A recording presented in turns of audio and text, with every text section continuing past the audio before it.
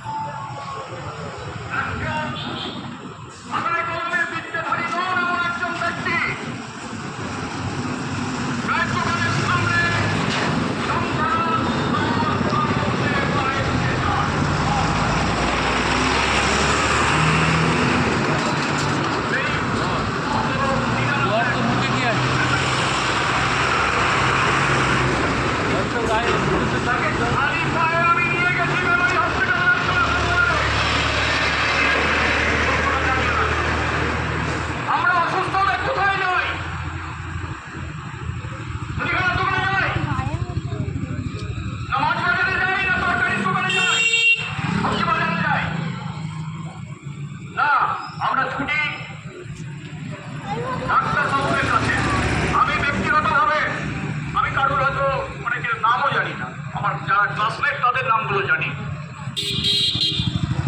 আজকে পরিষ্কার বিবেকের টানে বেরিয়ে সেই কথাগুলো বলছি।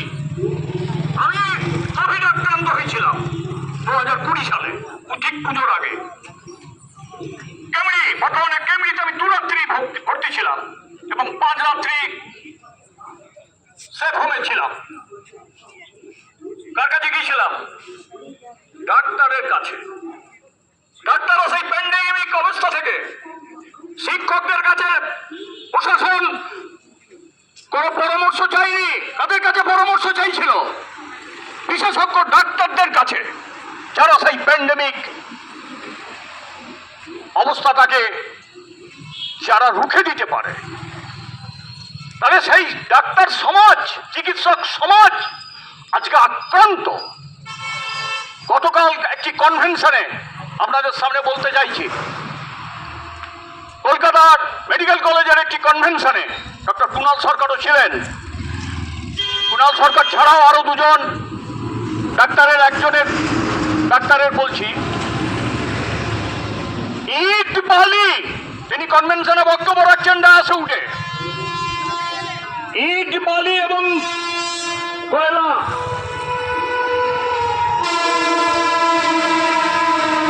তার সিন্ডিকেট হয়, এতদিন জানতাম।